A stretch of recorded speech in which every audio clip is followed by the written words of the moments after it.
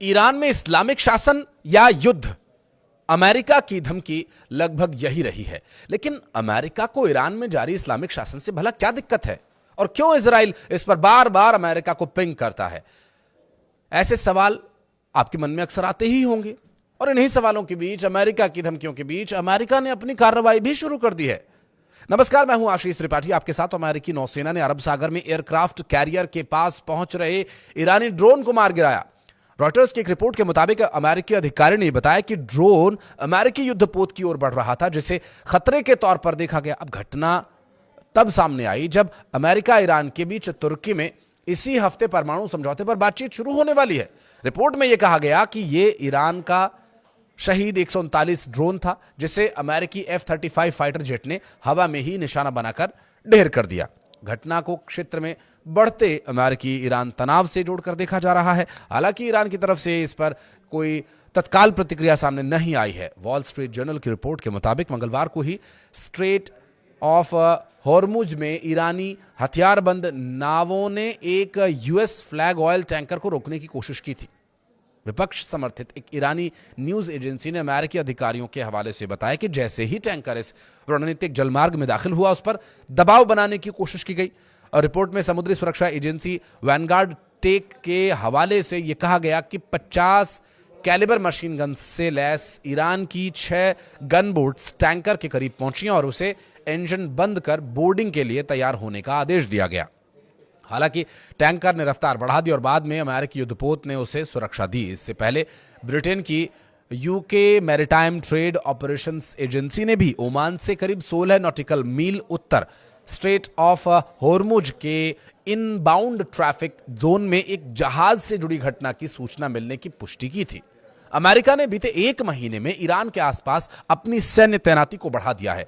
Washington post की report के मुताबिक यूएस ने ईरान के नजदीक स्थित सैन्य ठिकानों पर दर्जनों विमान तैनात कर दिए हैं और मिडिल ईस्ट क्षेत्र में या उसके आसपास करीब 1 दर्जन युद्धपोतों को तैनात किया गया है। अमेरिकी रक्षा अधिकारियों, सैटेलाइट तस्वीरों और ट्रैकिंग डेटा के हवाले से कहा गया कि यह कदम आने वाले हफ्तों में ईरान पर संभावित अमेरिकी हमले की जमीन तैयार कर सकता है।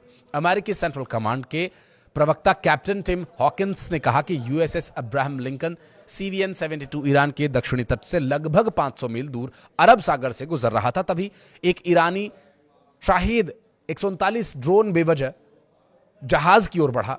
अंतर्राष्ट्रीय जल क्षेत्र में ऑपरेट कर रही अमेरिकी सेना द्वारा तनाव कम करने के उपायों के बावजूद ईरानी ड्रोन जहाज की ओर उड़ता रहा।